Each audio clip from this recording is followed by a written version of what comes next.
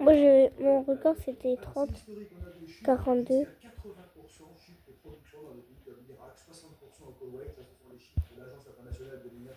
Quant aux exportations, alors là, elles sont à l'arrêt, on stocke le pétrole dans des tankers qui sont encore disponibles, des citernes qui sont pleines à craquer.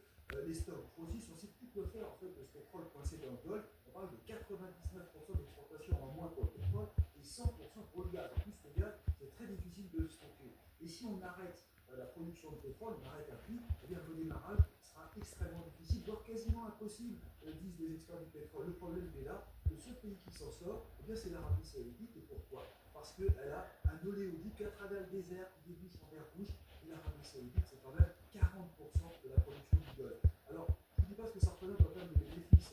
Un baril a pris, le baril de pétrole a pris 94% Oui, pour ce pays. c'est beaucoup, frère. Pour l'Iran, il n'a pas réduit d'un iota sa production. Ces tankers passent par des points d'Ormuz et des bénéfices rentrent actuellement en masse chez les Noirs. Elle avance tout seul. Pénurie de pétrole, de risque pour la France et pas. Alors non, parce que la France achetait de moins en moins de pétrole au Golfe. Les premiers fournisseurs aujourd'hui, vous allez voir, ce sont les États-Unis d'Amérique, 17% des achats. En fait, le Nigeria, le Kazakhstan, l'Arabie Saoudite, aujourd'hui, représente 11,12%. L'Algérie encore 10%. Mais ça veut dire qu'on s'est libéré de cette mainmise sur le pétrole du Golfe. On a su diversifier nos achats. Maintenant, il y a un gros problème, c'est le prix. Vous savez que la France achète, tout va bien chaque année, pour 22 milliards de pétrole. Ça fait un peu moins de 2 milliards par mois. Avec la hausse actuelle dont je vous parlais, la facture pourrait doubler tous les mois. C'est ça le principal risque pour nous Français.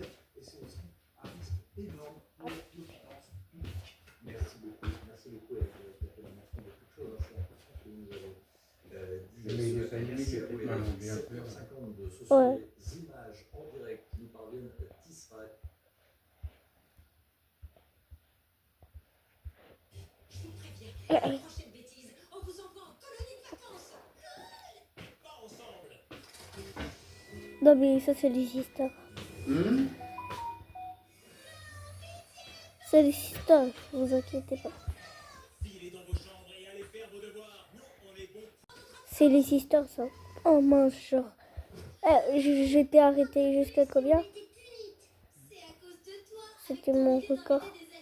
Est-ce que j'ai bien gagné? Likez, abonnez-vous si likez si c'est nul. Likez si j'ai battu un record. Enfin, abonnez-vous si j'ai battu un record. Likez si j'ai pas battu un record.